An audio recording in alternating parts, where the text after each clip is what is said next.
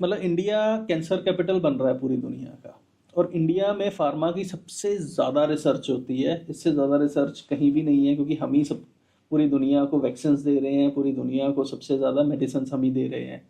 पर कैंसर की मेडिसिन हम लोग आज तक क्यों नहीं बना पाए हैं? तो आपकी तो पहली बात जो आपने स्टेटमेंट दी कि इंडिया में वैक्सीन बन रही है, मैन्युफैक्चरिंग हब है।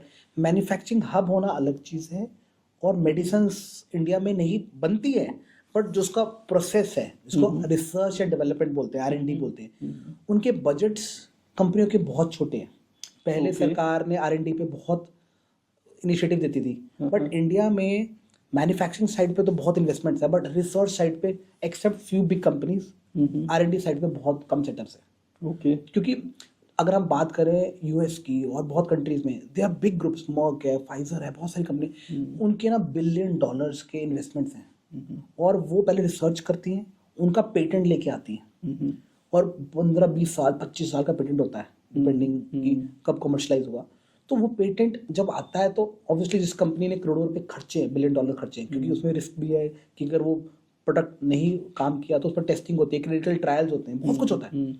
इंडिया में आउटसोर्स हो जाती है मेडिसिन, क्लिनिकल ट्रायल भी आउटसोर्स होता है, बट इंडिया में कहीं ना कहीं R&D सेटअप उस लेवल पे नहीं है, उतनी इन्वेस्टमेंट नहीं है। अगर आप उठा के देखो जितना टोटल टर्नओवर है फार्मास्यूटिकल, उसका 0.5% आई कैन चैलेंज, उतना भी R&D पे खर्चा नहीं हो रहा है इंडिया में। Oh my God. तो वो मिसिंग है। हमारा भी एक छोटा सा R&D सेंटर है, but R&D is huge cost. तो ये बड़ी कंपनियां पेटेंट करा लेती हैं चीज़ें। तो अगर मैंने एक प्रोडक्ट पेटेंट करा लिया, क्योंकि मुझे बहुत लोग फ़ोन करते हैं बिकॉज जानते हैं फार्मा से हैं, ये मेडिसिन रजिस्टर करा दो, किसी मैं कहा ये पेटेंट ड्रग है, ये कंपनी का मिलेगा।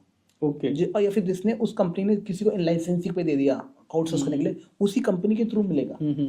हम नहीं या फिर कोई और, मैं ऑन्कोलॉजी की कंपनियां जानता हूँ, लेकिन 20 साल के बाद आफ्टर सम टाइम जो मेडिसिन पेटेंट उनका खत्म हो जाएगा, पेटेंट हो जाएंगे, तो उसके बाद वो मिल जाएंगी।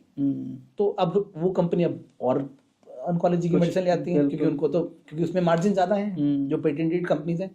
इंडिया में पेटेंट्स, मैंने कोई ऐसा प्रोडक्ट नहीं देखा कि इंडिया की किसी कंपनी ने उस लेवल का पेटेंट करा दिया, उसको 20 साल चलाया, उसको इतना वॉल्यूम किया, ऐसा कोई प्रोडक्ट नहीं देखा।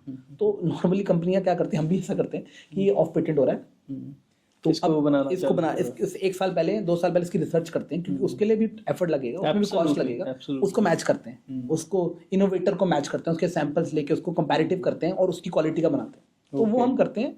बट इंडिया में इसलिए मेडिसिन बाहर से आती हैं, स्पेशली ऑन्कोलॉजी, बहुत ऑन्कोलॉजी से बहुत नई फील्ड है, बहुत पैसा लगता है, रिसर्च लगता है, तो people are not investing in R&D।